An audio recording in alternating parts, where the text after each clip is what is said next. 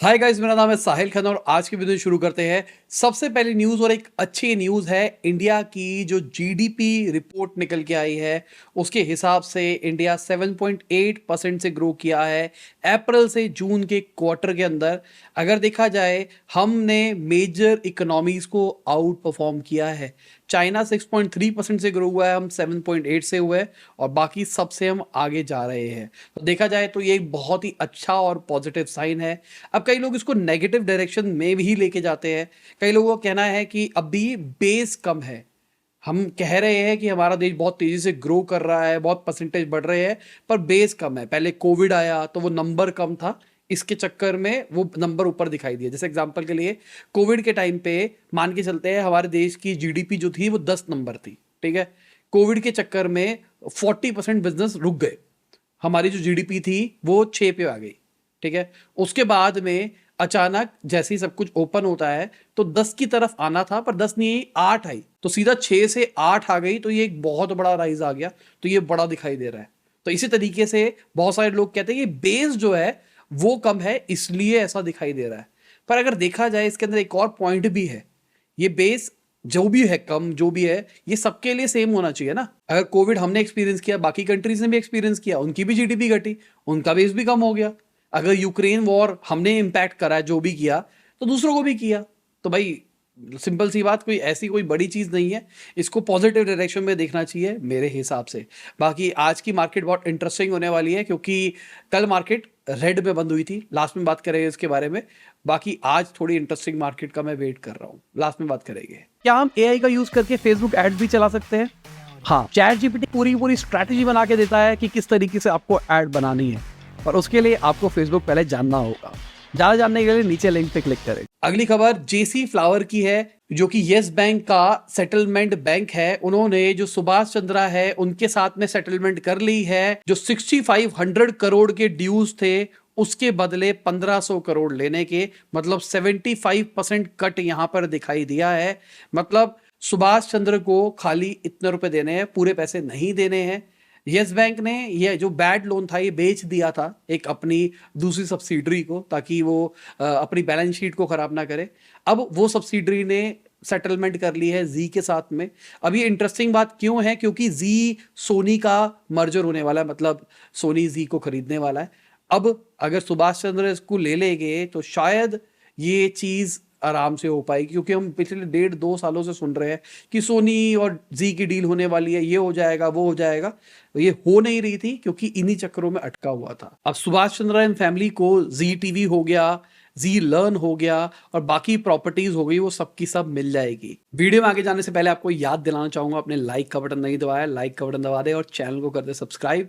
मैं ऐसे ही business news daily लाता रहता हूँ। अगली खबर एस्ट्रोटॉक की है, तो वो 25 से 30 मिलियन डॉलर रेज कर सकते हैं। अभी वैल्यूएशन की क्लैरिटी नहीं है कि किस वैल्यूएशन के ऊपर होगा, पर कर सकते हैं। मैं एस्ट्रोलॉजी को बैक नहीं कर रहा हूं कि एस्ट्रोलॉजी सही है या फिर गलत है, पर ये business model is very good. मतलब एक बहुत ही बढ़िया एसओपी के ऊपर ये बिजनेस बिल्ड किया गया है और बहुत ही अच्छा स्केलेबल बिजनेस बन सकता है। अब बहुत सारी ऐसी चीजें हैं जो कि मैं नहीं बोल सकता पब्लिक डोमेन के अंदर, पर जो मैंने टेक्निकल वर्ड यूज किया है ना, उसकी वजह से कई लोग शायद समझ पाएंगे। कमेंट में बताना, मैं वहां पर लाइक या थोड़ा सा हाँ हाँ हाँ या 1-2 लाइन के अंदर एक्सप्लेन करने की कोशिश करूंगा, पर आपको एक लेवल पे बिल्ड करना पड़ेगा, ठीक है। बाकी मैं समझा रहा हूं कि अच्छे लेवल पे एसओपी बिल्ड करो, उसके बाद में स्केल करो। आपको क्वालिफाइड लोगों की उतनी जरूरत नहीं है, समझो। अगली खबर पीएनबी की है, तो पीएनबी ने ऐप लॉन्च करी है जहां पर एमएसएमई को अपना जीएसटी इनवॉइस दिखा के इंस्टेंट लोन मिल जाएगा। तो देखा जाए लोन प्रोसेसिंग को एकदम आसान कर देगा। जो पीएनबी जीएसटी सहाय ऐप है वो एमएसएमई सेक्टर के लिए एक रेवोल्यूशनरी प्रोडक्ट हो सकती है। अब देखते हैं किस तरीके से ये आने वाले टाइम में बढ़ती है। क्या आराम से लोन मिल पाते हैं या फिर वही ऑफलाइन वाला चक्कर लगा रहता है, ये भाई ये करो वो करो वो करो। अगली खबर, युगांडा के अंदर जो एयरटेल है वो युगांडा का लार्जेस्ट आईपीओ निकाल सकते हैं। $216 मिलियन टारगेट कर रहे हैं। देखा जाए तो युगांडा की जो गवर्नमेंट है उन्होंने कहा है कि 20% शेयर्स एटलीस्ट जो टेलीकम्युनिकेशन कंपनी है उनको लोकल एक्सचेंज के अंदर डालने पड़ेंगे। तो इस चक्कर में इनको अपना आईपीओ निकालना पड़ेगा, और अगर ये आईपीओ पूरा सब्सक्राइब हो जाता है, मार्केट कैप सही रहती है, तो ये सबसे बड़ी कंपनी हो जाएगी युगांडा की मार्केट कैप के हिसाब से, अगर हम बात करके चले तो। अगली खबर नितिन कामत जी की है, जो कि जीरोधा के सीईओ है। उन्होंने बोला है कि इन्फ्लुएंसर्स मिस सेल करते हैं और वो आपको झूठे सपने दिखाते हैं कि आप रातों रात करोड़पति बन जाओगे। देखो, रातों रात करोड़पति बनने का कोई शॉर्टकट नहीं है, शॉर्टकट नाम की चीजें नहीं होती है। सीधा सा क्लियर कट बात ये है। आजकल भाई बहुत सारे लोग एक्सपोज भी हो रहे हैं, जो ट्रेडर वेडर थे ना, सबको एक्सपोज किया जा रहा है कि आपको पीएलएन सिखाते हैं, आपको ट्रेडिंग सिखाते हैं, और खुद ट्रेडिंग नहीं आती। तो बहुत बवाल है इस पूरी इंडस्ट्री के अंदर। यही शायद रीजन है। मैंने आपको बताया था कि मैंने अपने दोस्त के साथ में भी कोशिश करी थी वीडियो बनाने की, पर उससे बातचीत करके मुझे ये समझ में आया कि गेम अलग तरीके से काम करती है। जैसे लोग यूट्यूब पे बनाते हैं वैसा काम नहीं करता है। तो प्लीज किसी के भी झांसे में मत आओ जो आपको कहता है कि करोड़पति बन जाओगे। रियलिस्टिक जो बातें करता है या फिर जिसके पास कोई बैकिंग है वो बंदा ठीक है। अब इसके अंदर नितिन कामत ने एक और पॉइंट किया है, वो ये है कि बहुत सारी छोटी जगहों के लोग हैं जो कि लोगों को सिखा रहे हैं इन्वेस्टमेंट के बारे में। इन्वेस्टमेंट क्या होती है, इंडेक्स फंड क्या होता है। अब वो सेबी रजिस्टर्ड नहीं है, वो उतने क्वालिफाइड नहीं है कि आपको बता सके कि क्या करना है क्या नहीं करना। पर कहीं ना कहीं इसकी वजह से इंडिया के अंदर अवेयरनेस तो बढ़ी है फाइनेंशियल वाली। ठीक है, वो आपको करोड़पति के सपने नहीं दिखा रहे। देखो सिंपल सी बात, ये आपको कोई भी एडवाइस करेगा, अगर आपको इन्वेस्ट करना है तो आप म्यूचुअल फंड ले लो, और कौन सा लो, इंडेक्स में डाल दो, सबसे सेफ चॉइस है। ये मतलब बहुत सारे लोग आपको ये कहेंगे। अब ये जो एडवाइस देने वाले बंदे हैं, इसके लिए सेबी रजिस्ट्रेशन जरूरत है या फिर नहीं है, उन्होंने इस चीज के बारे में बात करी है। जो टीयर 2 टीयर 3 सिटीज है ना, वहां पर इसकी वजह से कहीं पेनिट्रेशन में फर्क तो नहीं पड़ेगा फाइनेंशियल प्रोडक्ट्स के, और जो इंडियन फाइनेंशियल मार्केट बढ़ती हुई दिखाई दे रही है उसके ऊपर इंपैक्ट तो नहीं पड़ेगा इन चीजों की वजह से। Let's see. अगली खबर एप्पल की है। तो वो 3D प्रिंटर्स से अपनी स्मार्ट वॉच की केसिंग बना सकता है, और ये एक बहुत बढ़िया चीज होगी। टाइटेनियम वॉच के अंदर कहा जा रहा है इसकी वजह से बहुत ही स्ट्रीमलाइन कर पाएगी अपना पूरा सप्लाई चेन को। मतलब आपको बहुत बड़े सेटअप्स लगाने की जरूरत नहीं है, आपको बहुत सारे अलग अलग पार्ट्स बनाने की जरूरत नहीं है, बहुत सारी चीजें आप 3D प्रिंट कर पाओगे। और आने वाले टाइम में मुझे लगता है 3D प्रिंटिंग वाली जो इंडस्ट्री है वो भी बढ़ेगी। बहुत सारे जो बिजनेसेस है वो 3D प्रिंटिंग को अडॉप्ट करेंगे, क्योंकि अब देखो 3D प्रिंट करने से बहुत सारे एडवांटेज मिलते हैं। एक तो आपको यूनी बॉडी डिजाइन मिल जाता है, मतलब कोई कट्स ही नहीं है, एज ही नहीं है, जिसकी वजह से आप बहुत सारी और चीजें भी कर सकते हो। अगर आप बात करके चलो अपने फोन की, यूनी बॉडी डिजाइन अगर फोन के अंदर आता है तो वाटर प्रूफ वाला सीन और ज्यादा इंप्रूव हो सकता है। अब देखने वाली बात यह है कि कौन सी एप्पल वॉच के अंदर ये आएगा, कब तक आएगा। कई लोग कह रहे हैं 2024 तक आएगा, बाकी टाइम बताएगा। अगली खबर हिडनबर्ग 2.0 की है। तो बेसिकली OCCRP ने कहा है कि अडानी ग्रुप के बहुत सारे ऑफशोर जुगाड़ है। तो उन्होंने ये जो टैक्स हेवन कंट्रीज होती है वहां पर अपने पैसों को यूटिलाइज करके अपने शेयर्स को मैनिपुलेट किया है। अब अडानी ग्रुप ने इसको पूरा नकार दिया है कि ऐसा नहीं है, पर इसके ऊपर पॉलिटिक्स शुरू हो गई है। पहले ही मुझे लगता है कि इस इलेक्शन का ओपोजिशन का मुद्दा था अडानी, और अगर ये एलिगेशन सही है तो दिस इज नॉट राइट। ठीक है, ये मुद्दा बढ़ सकता है। और मैं सिंपल सा क्वेश्चन ये कह रहा हूं कि अगर सेबी इन्वेस्टिगेट कर रहा है इस चीज को, अडानी ग्रुप भी इसी बात को पॉइंट कर रहा है, अगर सेबी इन्वेस्टिगेट कर रहा है तो सेबी को करने दो, या फिर तुम सेबी पे भरोसा ही मत करो अगर तुमको ज्यादा है तो। सुप्रीम कोर्ट और सेबी मिलके इन्वेस्टिगेट कर रहे हैं अडानी ग्रुप पे। अब उन्होंने तो एक तरह से बहुत सारी जो इन्वेस्टिगेशन करी है उसके अंदर अडानी ग्रुप नहीं निकला फॉल्टी। अब जिस चीज के बारे में यहाँ पे ये बात कर रहे हैं, ये जो भी रिपोर्ट निकल के आई है, अडानी ग्रुप का कहना है ये तो बहुत सदियों पुरानी बात है, ये तो क्लेरिफाई भी हो चुकी है।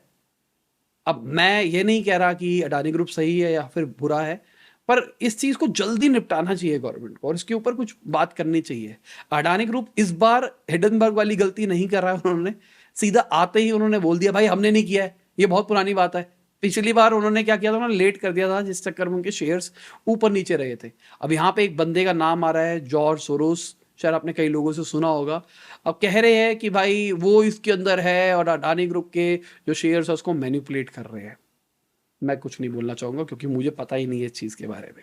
अगली खबर यूएस से है। तो वो AI चिप के एक्सपोर्ट्स को, जो एनवीडिया है, AMD है, उसको मिडिल ईस्ट कंट्रीज में भी रोक रही है।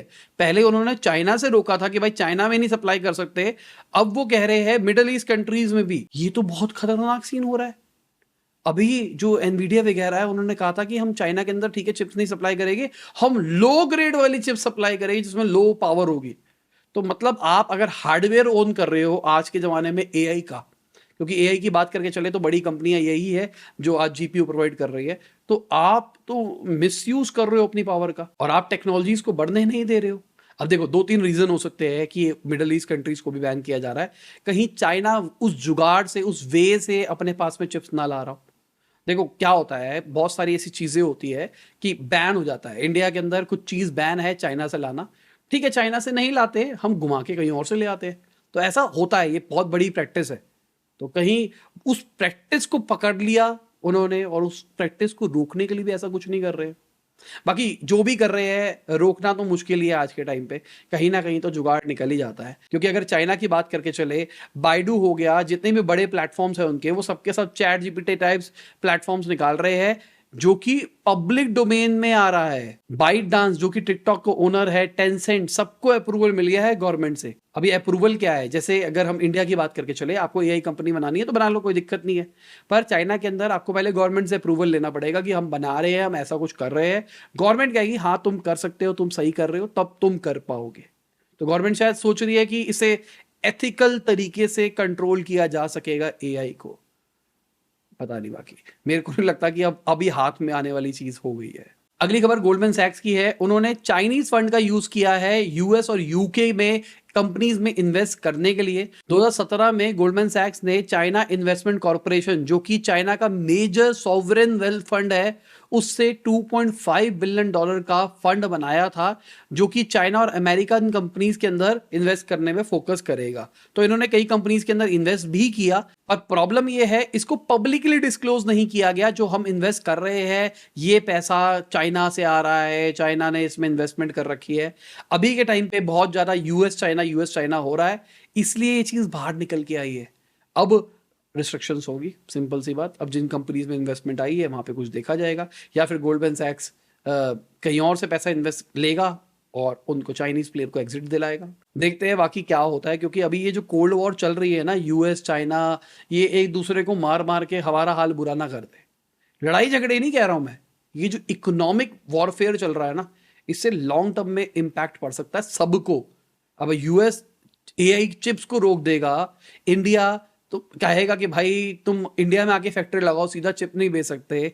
चाइना कहेगा कि भाई मैं अपनी टेक्नोलॉजी को बाहर निकलने नहीं दूंगा, या फिर रशिया कहेगा कि भाई मैं ऐसा ऐसा कर दूंगा, फालतू बोलोगे तो मैं न्यूक्लियर वेपन मार दूंगा। तो ये बहुत गलत चीजें जा रही है, ये टाइम अच्छा नहीं चल रहा है। अगली खबर अमेजॉन की है। तो उन्होंने इंडियन रेलवेज के साथ में पार्टनरशिप करी है डिलीवरीज करने के लिए। 2019 में इन्होंने सबसे पहले कोलैबोरेट किया था। उस टाइम से अब तक ये 5 गुना ग्रो हो चुके हैं। अब ये जो अमेजॉन पार्टनरशिप कर रहा है, इसकी वजह से 110 इंटरसिटी रूट्स के अंदर भी अमेजॉन ऑपरेट करेगा, जिसकी वजह से 2 दिन के अंदर कस्टमर को डिलीवरी ऑफर हो पाएगी।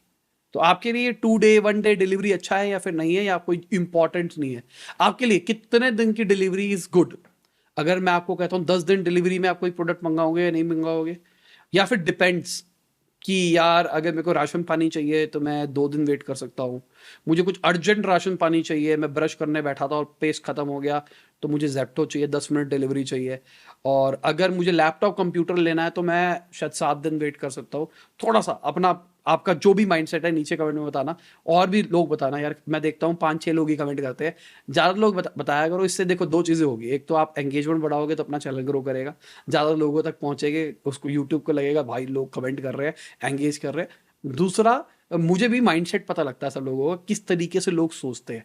बीइंग अ मार्केटर मैं चाहता हूँ लोगों का माइंडसेट जानना। अगली खबर, हाई कोर्ट ने सेंटर और स्टेट गवर्नमेंट से पूछा है कि आप एक्शन क्यों नहीं ले रहे जो लोग ऑनलाइन ड्रग्स बेच रहे हैं विदाउट लाइसेंस। हाई कोर्ट ने दिसंबर 2018 के अंदर ही स्टे लगा दिया था और कह दिया था कि भाई कोई ऑनलाइन ड्रग्स नहीं बेच सकता। ड्रग्स मतलब दवाइयां वगैरह नहीं बेच सकता, ऑनलाइन दवाइयां बेचना without a license is illegal. पर आज भी बहुत सारी कंपनीज बेच रही है। तो कोर्ट ने पूछा है कि भाई आप क्या एक्शन ले रहे हो, और बेसिकली लेना चाहिए, क्योंकि देखो ऑनलाइन बिना लाइसेंस के बेच रहे हैं तो गलत चीजें भी आ सकती है। आपको लग रहा है कि वो दवाई सही है, क्या पता फेक हो, और बहुत नुकसान हो सकता है इसका। अगली खबर वायाकॉम 18 की है। तो वो भाई टीवी और डिजिटल राइट जीत गया है इंडियन होम गेम्स के, और ये बहुत बड़ी चीज है अगर देखा जाए तो। वायाकॉम 18 2023 से 2028 तक के मीडिया राइट्स रखेगा अपने पास में, जहां पर जो होम मैचेस होंगे बीसीसीआई के उसके मीडिया राइट्स और डिजिटल राइट्स इनके पास में रहेंगे। बीसीसीआई ने 2 पैकेजेस बनाए थे। एक पैकेज ए था जो कि खाली टीवी राइट्स के लिए था, जिसका बेस प्राइस 20 करोड़ रुपए रखा गया था, और एक पैकेज बी बनाया था जहां पर डिजिटल राइट्स थे और बाकी रेस्ट ऑफ वर्ल्ड के भी राइट्स थे। उसका बेस प्राइस 25 करोड़ रखा गया था। अब इनको दोनों के दोनों पैकेज मिल गए हैं। अब अच्छी बात है देखा जाए तो। और वायाकॉम 18 भी जियो का है, मतलब रिलायंस का ही है। तो ये बहुत बड़ी गेम चल रही है भाई। रिलायंस अब क्रिकेट भी सब कुछ सारा स्पोर्ट्स कंट्रोल करने लग जाएगा। न्यूज़ भी देखा जाए तो रिलायंस कंट्रोल करता है। ठीक है, क्या करता है नीचे कमेंट के अंदर बताना। क्या क्यों मैंने ये बात बोली है कि न्यूज़ भी रिलायंस कंट्रोल करता है। जिन लोगों ने मेरी रिलायंस केस स्टडी देखी है उनको पता होगा। अगली खबर यूपीआई ट्रांजेक्शंस की है।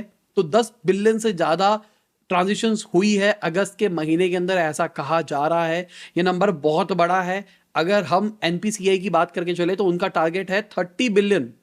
ठीक है, आने वाले 2 से 3 सालों में। अभी हमने 10 बिलियन अचीव कर लिया है, तो दिस इज वेरी गुड। अभी के टाइम पे जो 57% यूपीआई ट्रांजेक्शन होती है ना, वो मर्चेंट से होती है। जब स्टार्ट किया गया था ये पीयर टू पीयर था, मतलब मैं आपको ट्रांसफर कर रहा हूं, मुझे ट्रांसफर कर दो। पर अब ये बिजनेस ओनर के ऊपर हो रहा है और ऐसा हो रहा है। मैं भी अगर देखूं, मैं पर्सनल लेवल पे तो देता ही नहीं यूपीआई। शायद कई कई लोगों को मैंने सैलरी में दिया होगा यूपीआई। बाकी ज़्यादातर जो मैं करता हूँ वो तो जितनी पेमेंट है, अमेजोन से कुछ लेना है, कोई सामान लेना है, राशन पानी ले रहा हूँ, अभी राखी का सामान लेके आया, जो भी लेके आया ना, यूपीआई जिंदाबाद। अगली खबर मार्केट की है। तो आज हमारी मार्केट घटती हुई दिखाई दी। मार्केट जब बंद हुई तब तक जीडीपी का डेटा नहीं निकल के आया था। इसके चक्कर में भी इन्वेस्टर्स डर रहे थे। अगर हम एनालिस्ट की बात करके चले तो उनके हिसाब से मंथली एक्सपायरी थी, इसके चक्कर में मार्केट घटती हुई दिखाई दी। इन्वेस्टर्स ने अपने एक्सपोजर को कम किया, मतलब शेयर्स बेच के वो निकले, इस चक्कर में घटता हुआ दिखाई दिया है। साथ में इन्वेस्टर्स डर रहे हैं, जो फॉरेन इन्वेस्टर्स है वो जो छोड़ के जा रहे हैं। चाइना की ग्रोथ स्ट्रगल जो चल रही है, इंडिया के अंदर जो इन्फ्लेशन का पंगा चल रहा है, वो सारे के सारी चीजें। अगर मैं मार्केट की बात करके चलूं तो मार्केट नीचे थी, पर आप देखोगे अडानी एंटरप्राइजेस, अडानी पोर्ट हमको लाल में दिखाई दे रहा है, जियो फाइनेंशियल्स हमको ऊपर दिखाई दे रहा है। तो भाई क्या अडानी 2.0 नेगेटिव वाला जाने वाला है? क्या लगता है आपको? नीचे कमेंट के अंदर बताना। या फिर ये बात थोड़ी सी रख के डूब जाएगी या रुक जाएगी? क्योंकि अडानी ग्रुप का बुरा हाल चल रहा है। ठीक है, उनको मतलब मैं ये बात नहीं कर रहा कि कंपनी खत्म हो जाएगी, पर यार उनको सरवाइव करने के लिए, अगर जिस तेजी से वो ग्रो कर रहे थे उस तेजी से आगे सरवाइव करने के लिए उनको फंड्स चाहिए। अब ये जो नेगेटिव खबरें आती है ना, इसके चक्कर में कहीं ना कहीं फंड फंस जाता है। तो कहाँ से फंड रेज करेंगे, क्या होगा, लेट्स सी, या बच जाएंगे, देखते हैं। और इसी के साथ आज की बिजनेस खत्म होती है। उम्मीद करता हूं आपको मजा होगा। लाइक कर देना, शेयर कर देना, कमेंट देना वीडियो कैसी लगी। बाय, गुड नाइट, शब, good office, good morning, afternoon, जब भी आप वीडियो देख रहे हैं। जय हिंद, वंदे मातरम।